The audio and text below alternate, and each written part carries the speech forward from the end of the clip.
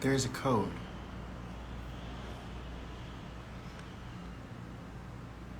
This code is hidden only to him who won't see it. When eyes emerge, sight has a reason to exist. There's a code.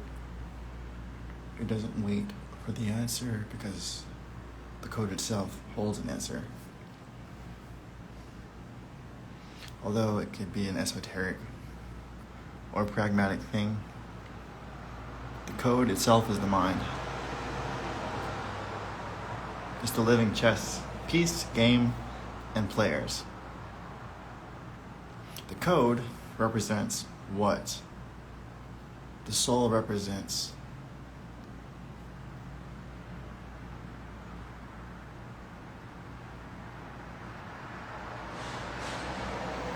everything that creates Y. And Y represents the things in between that we call, thoughts, actions. But there is no code, and there is no mind, and there is no soul, except when one realizes that there is. This is like a very paradoxical thing because if one doesn't know, one does not know. Meaning that one doesn't choose to question that there can be life, and one can't be.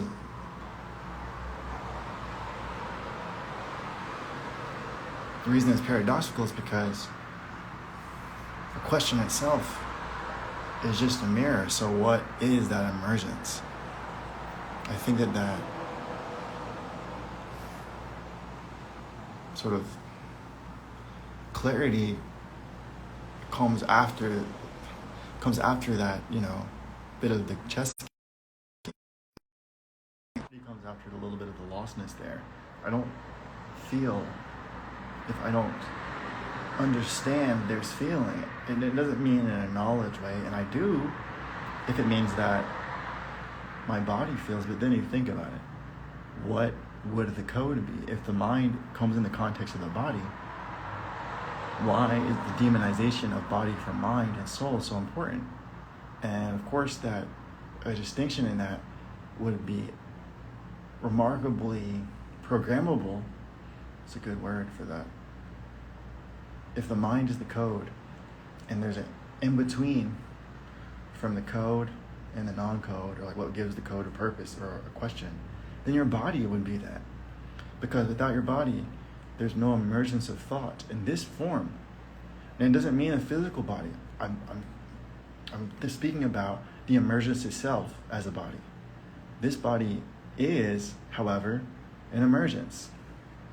Interestingly enough, the separation from the physical creates a little bit of a cloud. How does that take shape?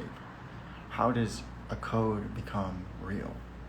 How does a thought become a thing? How does a thing get validated as real and a thought is not?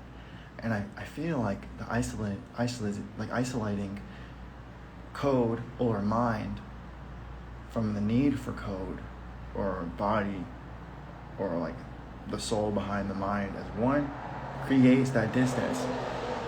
And I know in my heart that three of code, mind, and body, code, emergence of what's in between the body and the soul behind all of it, is that Trinity that we speak about. And you have the story of Neo, the one, and then the three, and this relationship of one and three. And it's like, okay, well, why is it, okay, yeah, it sounds a number, but what does it mean? And ironically, 13 tuned in. It's something where we have a choice. When there's two options, it's not a choice. When it's one option, it's a decision. But when it is three available realities, then you've done something right because you've gone beyond the dialectic. You've gone beyond the red and blue pill. So we have a responsibility to be graceful with the body. As like our mind has saturated the body, not just our physical body again, but the emergence of thought.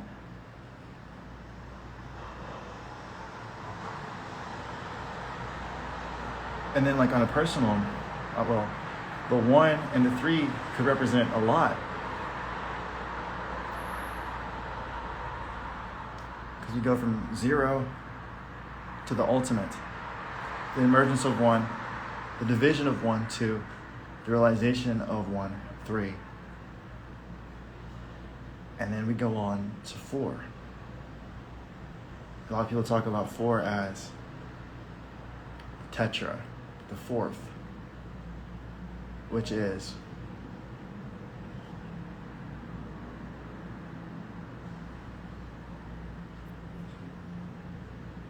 like a direct reflection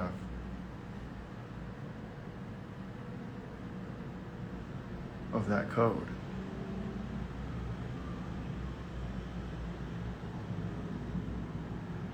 What could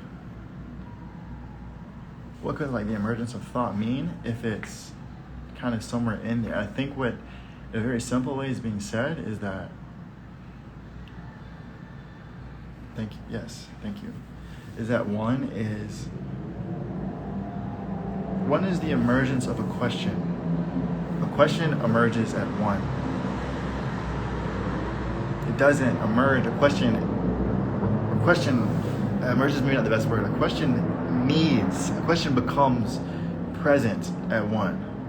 A question is divided at 2, meaning it's answered, or another question.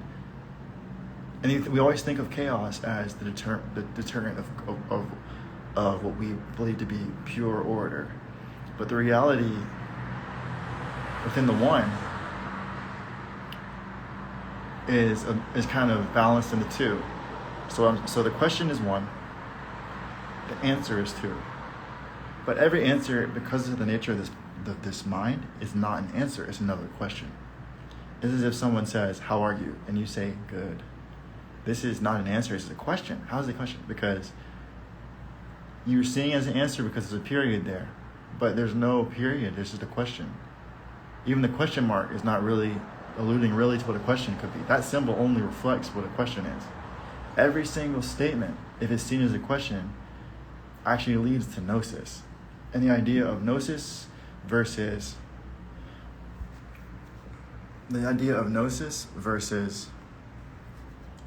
knowing,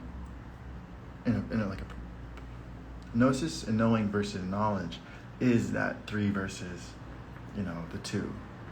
I don't think the 2 is understood and appreciated enough, to be honest, though. And they talk about Amen and the emergence of the 1, and that's very celebrated. When a tomb emerges from the noon represents the divine 0. Amen represents the divine 1. Apophis represents the divine division, or the divine reflection, or the shadow. Ra represents the divine 3, the resolution of the 1 and the 2, the completion of the 1 and the 2. And you go on to 4 again. We're seeing something that we can't know it. We can only question really, really well. We can be knowing of it, but to know it would mean you've really murdered it to know it, because knowing is the illusion in the form of stagnation. Knowing as a state of being is the freedom. And my mind goes to another place. Why do words dictate reality so much? And my understanding has been in this, words return to 0 after they become silent. So when you say a word and it returns to 0, that's when it becomes silent. After if I say,